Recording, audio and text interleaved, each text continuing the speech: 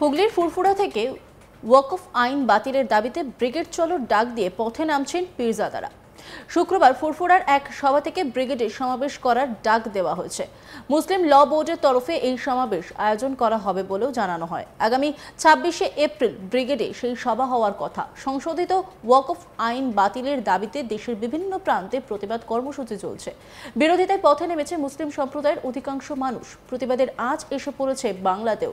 দিন কয়েক ধরে ওয়াকফ আইনের প্রতিবাদকে কেন্দ্র করে অশান্তির ঘটনা ঘটেছে মুর্শিদাবাদ এবং মালদায়। তবে রাজ্যের অন্যান্য জায়গাতেও প্রতিবাদ কর্মসূচি হচ্ছে। বাদনি ফুরফুরাও সেখানকার বিভিন্ন জায়গায় প্রতিবাদ সভা আয়োজন করেছেন পীরজাদারা। শুক্রবার পীরজাদা উজলপুকুর মাঠে প্রতিবাদ সভা করে ফুরফুরার একাংশ। তবে সেই সভায় উপস্থিত ছিলেন না তোহা সিদ্দিকী বা ভাঙড়ের বিধায়ক নওসাদ সিদ্দিকী। ঘোষিত ওয়াকফ সম্পত্তিতে বদল নয়, কেন্দ্রকে জানিয়ে দিল সুপ্রিম কোর্ট। নির্দেশ বোর্ড বা পর্ষদেও নিয়োগ করা যাবে না। শুক্রবারের সভা থেকে ব্রিগেডের সমাবেশ করার ডাক দেওয়া হয়েছে। মুসলিম ল বোর্ডের তরফে এই সমাবেশ আয়োজন করা হবে বলেও জানানো হয়। ফুরফুরা পীরজাদা মেহরাব সিদ্দিকী বলেন, মুসলিম পার্সোনাল ল বোর্ডের ডাকে 26শে এপ্রিল ব্রিগেড সমাবেশ হবে। আমরা পীরজাদারা সমর্থন করেছি। তিনি আশাবাদী সেদিন ব্রিগেডে জনপ্লাবন ঘটবে। মেহরাবের কথায় ওয়াকফ আইন বাতিলের দাবিতে এবং ভারতের সংবিধান রক্ষায় এই সমাবেশ হবে। সেই সঙ্গে 26শে এপ্রিল যারা ব্রিগেডে আসবেন তাদের সংযত থাকার বার্তাও দিলেন তিনি। কারো ফাঁদে পা না দেওয়ার আর্জি জানানো হয়।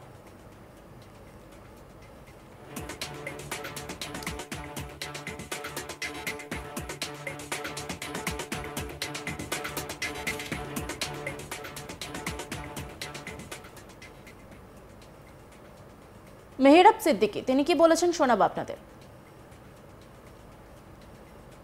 সব প্রোগ্রামেরই সব প্রস্তুতি আজকে সব সভা থেকে আমরা আগামী সব প্রোগ্রামের প্রস্তুতি সভা বলে মানতে পারেন, কারণ এটা 26এই শেষ নয়, 26এ এর হায়াত শেষ হয়ে যাচ্ছে না।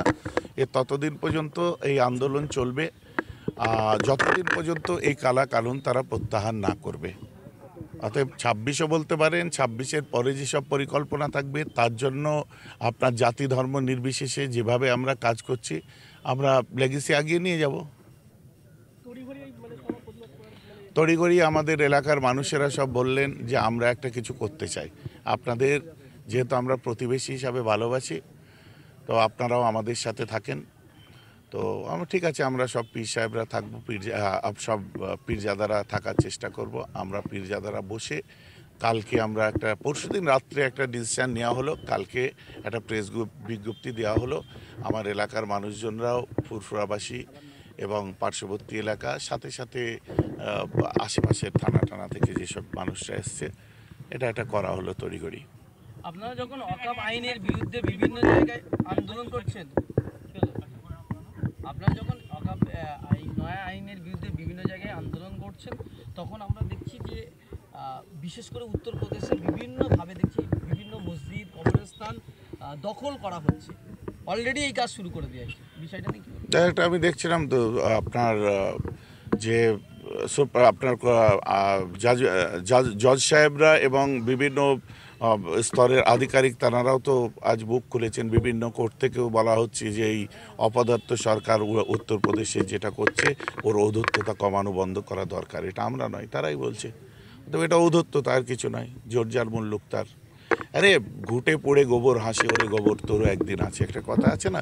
কেসটা তো সেরকম হচ্ছে যে আজকে আপনি যদি মনে করেন যে ওয়াকফ প্রপার্টি দেবত্ব সম্পত্তি আছে, খ্রিস্টানদের পার্সোনাল প্রপার্টিজ আছে, ধর্মীয় প্রপার্টি, শিখদের পার্সোনাল প্রপার্টি আছে, আজকে কেন রেভারেন্টরা, বিশপরা, আপনার শিখরা, আপনার হিন্দু সম্প্রদায়ের মানুষেরা আজ কেন আগিয়ে আসছে? মধ্যপ্রদেশ দেখুন তো, দলিতদের উপরে যেভাবে অত্যাচার হচ্ছে, ওরা কি মুসলমান নাকি? এটাও তো দেখতে হবে যে আসলে আমি বললাম না, জাতপাতের একটা ধুঁয়ো তুলে দিলে সস্তায় বাজিমাত করা আর সস্তা কিছু আপনার পানীয় পান করিয়ে দিয়ে এন্টারটেনমেন্টের জন্য হই হই করে মাঠে নামিয়ে দিচ্ছে, ব্যাপারটাই হচ্ছে তাই। কিন্তু এরা আদেও জানে না যে আমাদেরকে তারা কখনো বুকে টেনে নেবে না, আমাদেরকে হিন্দু হয়ে হিন্দু ভাই হিসাবে তারা গ্রহণ করবে না, ওই পিছনে যে দাঁড়াও বলবে। তাই তো বলি, বাংলার যে সমস্ত সংস্কারকরা এসেছিলেন তারা আগে পিছিয়ে উঁচু নিচু জাতপাত সব তুলে দিয়ে ভাই ভাই বুকে বুক মিলিয়ে চলো। কি বিবেকানন্দের কথা বলেন, কি ফুরফুরা পীর সাহেবের কথা বলেন, এই জিনিসটা আমাদের বাংলার একটা বৈচিত্র্য বলতে পারেন। ফুরফুরা থেকে তো সুপ্রিম কোর্টে কেস করা হয়েছে, যে স্টেটমেন্টগুলো আসছে কতটা আশাবাদী বা মনে হচ্ছে সামনে কি হতে পারে? হ্যাঁ, তো কালকের এটা আমরা তো আশাবাদী অবশ্যই কিছুটা হলেও। দেখা যাক পরবর্তী শুনানির জন্য সমস্ত পীরজাদাদের পক্ষ থেকে আমরা প্রতিনিধি দল, আমাদের ভাইরা সানাউল্লাহ ভাই, তারপরে আপনার সাউদ ভাই, নাজবুল সাদাত ভাই, তিনজনেই গেছিলেন। তিনজনে গেছিলেন সুপ্রিম কোর্টে। আমাদের আগে বৈঠক হয়ে তারপরে আমাদের এই সিদ্ধান্ত নেওয়া হলো আমাদের সুপ্রিম কোর্টে ফুরফুরা দরবার শরীফের তরফ থেকে যাওয়া দরকার, কারণ এটা আমাদের ইমানি দায়িত্ব, আমাদের পালন করতে হবে। এ বিষয়ে স্থানীয় বাসিন্দা শঙ্খ চ্যাটার্জি কি বলেছেন শোনাবো আপনাদের।